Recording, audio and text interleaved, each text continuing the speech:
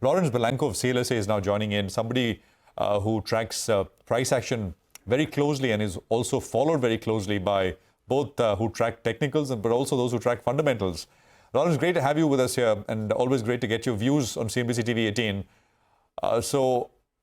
We on Friday hit a new high, all-time high, just about a 2-3 point higher high compared to the previous one, and then there was a significant cool-off. Are we at a bit of a crossroads? Do you think there is enough in the tank for the market to continue marching higher? What's your view? Yeah, look, in the short term, Friday's intraday reversal, and what I mean by intraday reversal, as you said, you made a marginal new high, but you were unable to hold on to those gains, and we closed towards the lows of the session. Something else to consider is if you look at the rate of change indicators from an RSI to a stochastics, you've also seen lower highs there. So all those sort of points that we have seen some slowing upside momentum, and what we should expect is at least some kind of pause and consolidation in the Nifty. The support area that we see coming through is around the 21,000 to 21,300 area. So that's the bottom end of the range. And I think that would sort of be the best case scenario, that we're just going to a holding pattern down towards that support area and just have a time-based correction before the breakout. And remember, the breakout from the 2021 to 2023 trading range still has an unmet upside target of 23,000. So short term, yes, I think a bit more volatility and a correction is due. But longer term, there's still another upside target of 23,000. Hi, Laurence. Good morning. Laurence, the near term, if we could be in for a bit of a correction, how deep can we go? The Nifty is currently at around 21,800. So how low can we go? So basically 21,000 to 21,300 is where support is. So 21,300, the significance of that is the 50-day. And then the lows that you made in December, as well as the lows in early January, sit around that 21,000 area. So that's what we would sort of define as the bottom end of the trading range that the market can hold in. And that would be a shallow time-based correction. Clearly, if you break below 21,000, that's when we run into a deeper scenario where the next support area comes through at around the 19,800 to 20,000 area. So that's roughly where the 200-day is, as well as the August-September high from last year's. But at this stage, looking at how the market's trended, it's taken the time-based correction, meaning you go sideways in a trading range. So that would be our base case on what we're seeing currently, and more rotation beneath the surface. And that's why the market takes a pause rather than a more significant decline, because you're getting rotation beneath the surface. Okay, that's interesting. So you're looking at short-term volatility, and you're saying in the shorter term, perhaps a corrective phase is upon us, but in the medium term, there is a big up move. What about the Bank Nifty? If there is a corrective phase, do you think that would be led by the Bank Nifty, and what are the levels to watch there? Well, it's interesting. It has been led by the banks, and talking about rotation within the market. If we just look at the Nifty and take the two largest cap stocks within the market, HDFC Bank and Reliance.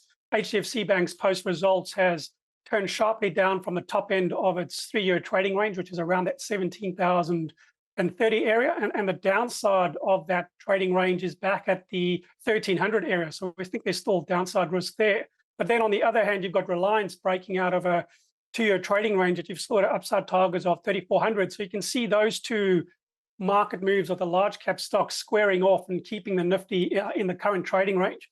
But to go back to your question on the Nifty banks itself, you do have support around the 44,000 area. That's roughly the 200-day and the most recent lows. And if you did break below that, we're talking about a move down to 42,500. But it's really the private sector banks that have been weakest, dragging that broader Nifty banks index lower. What's the level on HDFC Bank? You said that there is some more downside left, right? Is it 1,200 that could be a base, or could it get worse on HDFC Bank? Yeah, so there's strong support that comes through at the 1,260 to 1,300 area. That's the bottom end of the 3-year trading range. But we do expect to see a test of that level. Laurence, we'll ask you for your positional ideas in terms of specific stocks, etc., what you like and what you'd like to, on both sides in a bit. But how are global markets doing? Your view on the US 2-year, 10-year, whatever you track, and equities, the S&P and the NASDAQ. Yep, so let's start off with the 10-year yield. And what we saw post the reaction from the non-farm payroll numbers in the US Friday is you've clearly got this new support area on the 10-year yield, which sits at 3.75 to 3.78%. And the upper boundary of this new trading range for the 10-year yield comes through at the 4.16 to 4.3. So we are seeing the 10-year yield settle in a new range and a slightly higher range than what we saw through last year. And what that's mean from a global standpoint is it's been quite a selective market advance at the start of this year.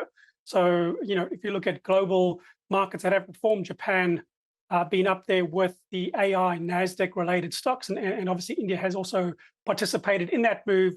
But you've seen US small cap stocks, which outperformed in the fourth quarter, being negative for the year. So again, like you've seen rotation within the local market, you've seen rotation within global markets, which have also centered back to growth AR related stocks in the US.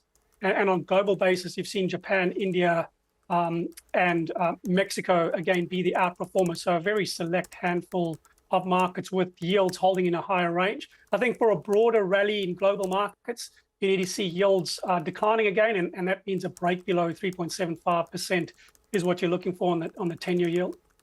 All right, that's going to be the trigger for global markets, and 3.75% on the 10-year yield.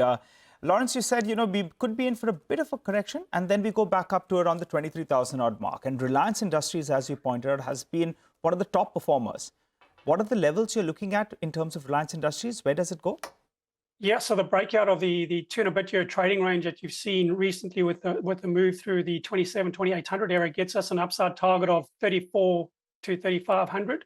So we still see further gains for Reliance, strong momentum. And like I say, that contrasts to the price action you've seen in the private banks, particularly HDFC. So, those two are sort of cancelling each other out at the index level, leaving it range bound, but Reliance still has that 34 to 3,500 rupee upside target.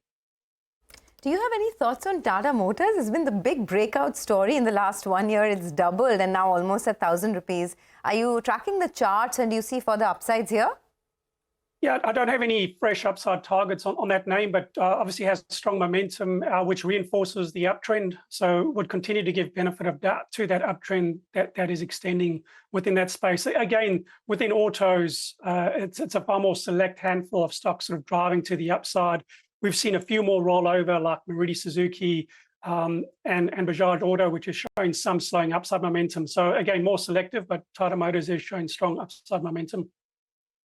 Okay, that's on Tata Motors. Anything else that catches your eye, Laurence, in the Indian markets? You spoke about HDFC Bank on the downside. You talked about Reliance. What about some of these IT names? Do you see them coming back into action in a big way on the technical front? And anything else from the index that you would like? Yeah, IT is essentially in a holding pattern, and it is outperforming the banks, and that's because they're currently holding trading range levels post their results. But it's not as if we're getting fresh momentum signals like we've seen the breakout in Reliance. But if I can sort of share, gain through the rest of 2024, I think one of the key drivers from an emerging market side is emerging market small cap stocks. And if you look at emerging market small cap stocks versus developed market small cap stocks, November last year, we actually broke out of a 3-year basing pattern. And that basing pattern followed 10 years of underperformance by emerging market small cap stocks. And within the emerging market basket, Indian small cap makes up the biggest weighting. If you look at the iShares India small cap ETF listed in the US, you've broken out of a 3-year trading range, and that gives us an $84 to $85 upside target. So, in this volatility that we've seen in the short term, I think investors can look at adding exposure to Indian small cap stocks via that ETF, or obviously at the individual stock level. But I think that's a space that can continue to work within India. And, you can use weakness in this volatility that we've seen currently as a place to pick your spots to add exposure. All right, we'll leave it at that. Laurence, thanks a lot for joining and appreciate your thoughts here on CNBC-TV18. Well, that's the word coming in on the technical side of the market. Laurence Balanco stating that this market could see some volatility in the near term, but the longer term trend is intact.